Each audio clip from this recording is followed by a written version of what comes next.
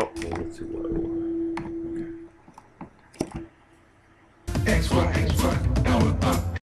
We are going to make ourselves comfortable. I am currently nursing a hangover. I don't know why I sound so enthused about that. I'm not feeling it. I'm really going through it right now. But this is going to be a very racially charged video. I'm kind of just touching on a lot of topics that have been floating around in my notes and in my journal as of late, which I'm going to get right now. I did not prepare for this video ahead of time. I wanted to have an unedited vlog, but okay, here we go. How many of y'all in Tokyo, or I guess just anywhere where there's karaoke, go to karaoke with white friends and, you know, someone wants to put on a Drake song or someone wants to put on Nicki Minaj or Zilia Banks, which is life-giving. I love all three of those people. But it's like, okay, like, here we go. Like, I know the word nigga's coming in like 3 stanzas. Like, let's see what these bitches do. And maybe you're singing as a group, so it's like, okay, am I going to hear another voice? Like, I'm the only black person here. Am I going to hear it? And then like the whole room goes silent for that word, except for you, except for me. Or on the flip side, someone just goes through the word nigga with the mic in their hand. I just think it's a very funny situation. I definitely feel like certain people saying nigga in certain contexts is really ugly. It can be racist. I don't really apply like any 100% of the time, this sort of person cannot say this word. I don't really apply rules like that to my life because I don't think they fit.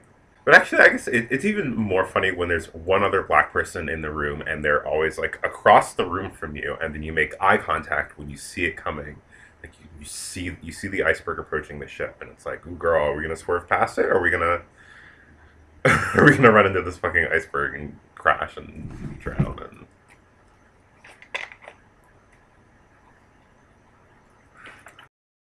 so the first thing is that it's really difficult to be outside of the U.S.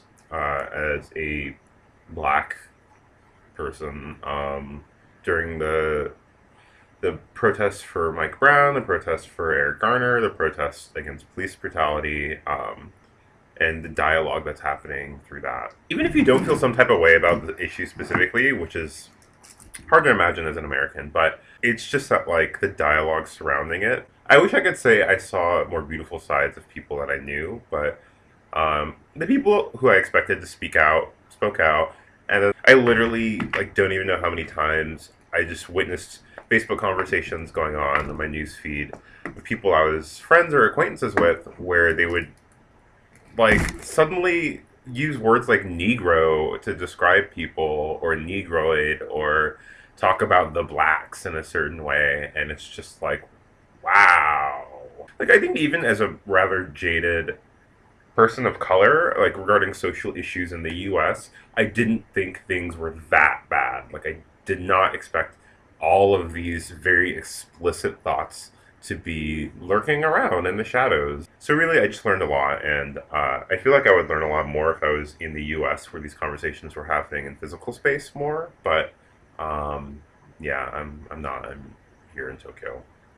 So I wrote it down a really long time ago, but this one really huge gay party I went to, um, I think it was the first time I encountered another black queen at a club, or at least this is someone I clocked as a black queen. Just to kind of to paint a picture, he is about my height, so about 6'1", 6'2". He had a very closely cut hairstyle, almost shaven. He was kind of muscular and very masculine presenting, and okay, let me try not to clock him. He just had I don't know, some Hollister polo shirt with a pop collar or some shit, and maybe some torn jeans, and he was looking very 2005's oh, okay. I'll be real with y'all. I was gonna say very 2005, self-hating black gay, but plenty of people who don't hate themselves dressed like that. So I'm really sorry. But so he was there, His skin tone was a few shades darker than mine, and he was there, and he was with a bunch, like a group of white queens, and the white queens were from the South, and it was really fun talking to them because like we heard their accent, and so we were speaking to them, and we were just speaking. I think we were speaking about like Southern accents and like backgrounds and stuff. And the person of color, like the queen of color, there, turned to me and asked me about my background, and I said I'm black. He responded like unironically, without joking, "That's just awful." And I was just like, oh, like I gave him like clearly I gave him like a very I wasn't expecting that, so I was really shocked, and I gave that sort of reaction, and he was just like, well, I'm mixed, and kind of like smiles, and there I think like that's almost a like that is a joke amongst me and specifically like my in real life friends who I basically interact with on Tumblr only now because I've moved, of being mixed and or not being mixed because that's a very interesting reality and that's a real identity. It's a bunch of identities rolled into one word, but and maybe this guy was mixed, but like being a black person who isn't mixed and saying you're mixed while downing black people, like that is a joke and that's a trope that we use to kind of throw shade at each other, to deconstruct things, just because it's fucking hilarious and it's true. Like there's so many of them, and I'm not saying this guy was one, but for him to like literally say my racial identity was awful, um, and then to other me or to other himself from that was really funny. And it's kind of just like I just wanted to share that story to kind of like remind people that that sort of thing still happens. It was a reminder for me. And on the note of blackness, I'm really hungover today because last night I went with a friend of mine to a like hip hop and rap venue in Tokyo, and it was really cool. And it's the second time I've kind of explored this like underground hip hop scene here, and it was really nice. The music was pretty good. One thing that I really like about this, what I've seen of this scene here in Tokyo, is that everyone's really like nice and loving and supportive, and everyone's just a fan of it, like everyone else's work, and it was very nice.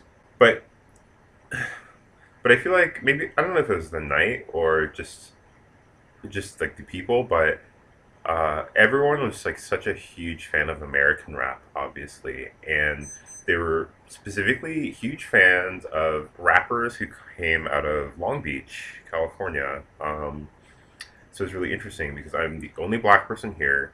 There was a, I was the only foreigner there, but there was like a white guy there briefly he was lost. Like he was this Australian white guy, and I went up to him and I was just like, "Hey, like, how are you?" And he's just like, "Oh, I'm fine. This is my first time." And I told him, "Yeah, it's my first time too. Like, this is a lot."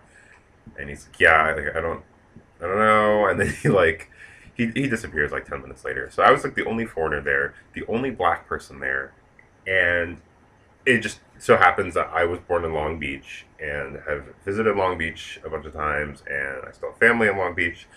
Um, and I was getting my life to like the music they were playing was wonderful, but everyone was almost, I don't want to say fetishizing, but they were really putting it up on this pedestal. And I think that's kind of another extreme where, unfortunately, like I was in a very heterosexual environment, but uh, a lot of aspects of my identity, my nationality, of regional identity, of my racial identity, were really celebrated, and by some people, like imitated poorly, but some people were just genuinely appreciative. And then in like really queer spaces, I feel like you might encounter that if you're white American or if you're European. But if you're black, and definitely even worse than the social situation for black people here would be like if you're Chinese or if you're Korean. Like I've just heard a lot of shit talking about like those groups. So, and it's usually shit talking in like joke form. It gets so repetitive, and I'm not even I'm not even Asian or East Asian, and like I'm bothered by it.